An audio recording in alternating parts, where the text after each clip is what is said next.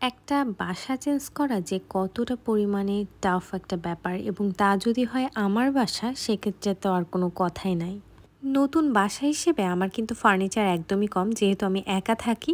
But আমার সব জিনিসপত্র দিয়ে প্রায় ২টা মিনি পিকআপ লেগে গেছে। যাই হোক, আমি বাসা চেঞ্জ করা নিয়ে যতটা এক্সাইটেড ছিলাম ততটা বেশি দুঃখও লাগছিল, কারণ এখানে আমার এই বাসাতে প্রথম সংসার শুরু বিয়ের পরের জীবনে এবং তারপর আমি দীর্ঘ ১ বছর ২ মাস পর বাসা শিফট করছি আমার ৩ রুমের বাসায়।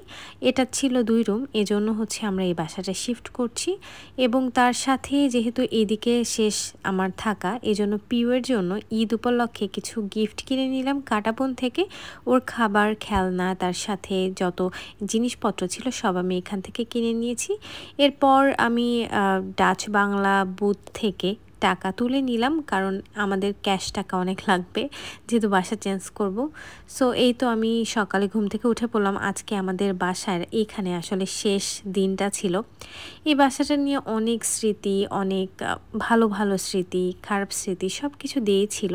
যেহেতু আমাদের প্রথম সংসার ১টা বছর পূরণ হয়েছে এই বাসা দিয়ে, এজন্য হচ্ছে এই বাসাতে আসলে অনেক স্মৃতি পড়ে আছে। প্লাস একটা জায়গায় একটা লং টাইম থাকার পর দেখা যাচ্ছে সেখানে যত কিছু আছে সব কিছুর প্রতি একটা মায়া চলে আসে। এটাই আমার হচ্ছিল, যেমন আমি নতুন বাসা শিফট করার জন্য বেশ খুশি ছিলাম, পুরানো বাসা ছাড়তে ততটা বেশি দুঃখ লাগছিল। এবং দেখতেই পাচ্ছ কত জিনিসপত্র অগোছালো হয়ে পড়ে আছে আমার ২টা রুম জুড়ে, কারণ সব কিছু প্যাকিং করছিলাম। এবং আমার যেহেতু মেকআপের আইটেম থাকে, স্কিন কেয়ারের আইটেম থাকে প্রমোশনাল, তার সাথে তোমরা জানো যে আমার সিক্রেট অফ নুরিন আমার নিজের পেজ, নিজের পেজের বিজনেসের যত জিনিসপত্র সব কিছু দিয়ে আসলে হিউজ একটা বলা যায় ব্যাগেজ হয়ে যায়। তো আমার খুবই মন খারাপ হচ্ছিল, কারণ এই বাসাতে আমি মানে এই রুমটা দেখে, এই বারান্দাটা দেখে এই বাসাটা নেওয়া আমার এত পছন্দের একটা রুম ছিল আমার এটা। যাই হোক, সব কিছু খোলাখুলি পর্ব চলছে। আর এটা ছিল আমার রুম, যেটাতে খুব সুন্দর একটা বারান্দা ছিল। এরপর আমি আসলাম নিচে গ্যারেজে এবং এখানে সব জিনিসপত্র একটার পর একটা উঠিয়ে উঠিয়ে এখানে লেবাররা রাখছিল এবং আমার হাজবেন্ড এখানে তদারকি করছিল যে কোনোটা মিস হয়ে যাচ্ছে কিনা, কারণ অনেক ছোটোখাটো খুঁটিনাটি জিনিসপত্র ছিল এখানে। ফার্নিচার তুলনামূলকভাবে কম ছিল। সেটা আমি তোমাদের নতুন বাসাতে শিফট হওয়ার পর দেখাবো যে বাসাটা কিভাবে গোছগাছ করলাম। এবং লাস্টে আমার রুমটা একটু দেখিয়ে দিই। এটা জাস্ট আমার মেমোরি হিসেবে আমি রেখেছি, কারণ এখানে প্রথম পিউকে নিয়ে আসা, এখানে আমার সংসার জীবনের শুরু, মানে সব কিছু জুড়েই এই বাসাটা ছিল। আমার খুবই মন খারাপ হচ্ছিল। ইভেন এখন আমি ভয়েস ওভার দিতে দিতে এখনও আমার মনে হচ্ছে যে আমি যদি আমার আগের বাসাতে থাকতে পারতাম তাহলে হয়তো খুব ভালো হতো। আমার বাসাটা ছিল ফার্ম গেটের সাইডে, তো এই জন্য আসলে সব জায়গা থেকেই আমি সব জায়গায় যেতে পারতাম আর কি। এবং আমার মানে লাস্ট ছবি এটা, লাস্ট ভিডিও এটা, যেটা আমি মাত্র ক্লিক করলাম তোমাদের সাথে। আর এখানে আমি আর একটা বার ভিডিও করে নিচ্ছি, কারণ এই বারান্দাতে বসে আমি সারা দিন আশেপাশে সব কিছু দেখতাম। এবং আমি চলে যাওয়াতে কিন্তু টাইগার ছিল আমাদের কুকুর গ্যারেজের, সেও কিন্তু অনেক মন খারাপ করেছিল। তার চোখ মুখ দেখে মনে হচ্ছিল যে তার মনটাও বেশি ভালো নয়। এবং শুভর মনও তো খারাপ ছিল, ও খুব মন খারাপ করছিল যে আমি চলে যাচ্ছি। তো লাস্টে বাসার একটা শর্ট একটা ক্লিপ নিলাম, দেন শুভকে লাস্ট বিদায় দিলাম। ও আর আসলে মন অনেক খারাপ ছিল এবং চোখ মুখ দেখে দেখো প্রায় কান্নাই করে দিবে। লাস্টে যাওয়ার মুহূর্তে অনেক বেশি কান্না করেছিল। মনটা আসলে খুব খারাপ লাগছিল, কারণ আমার কেন জানি না মনে হচ্ছিল এই বাসাতে যদি সারা জীবন থেকে যেতে পারতাম খুব ভালো হতো।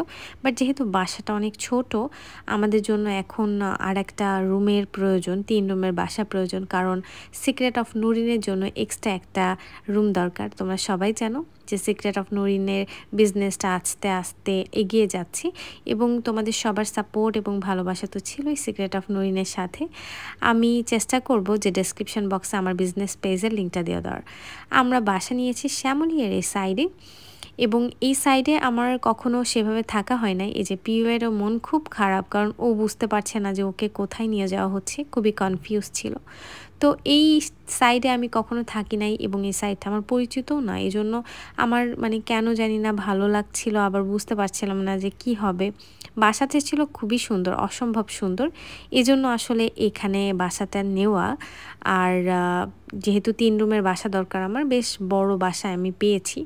আমার 2 পিকআপ ভর্তি এই যে মালামাল চলে আসছে এবং এর মধ্যে মানে বস্তা, হাবি-জাবি জিনিস, কাচের জিনিস, বিজনেসের জিনিস এগুলাই আসলে সবচেয়ে বেশি ছিল।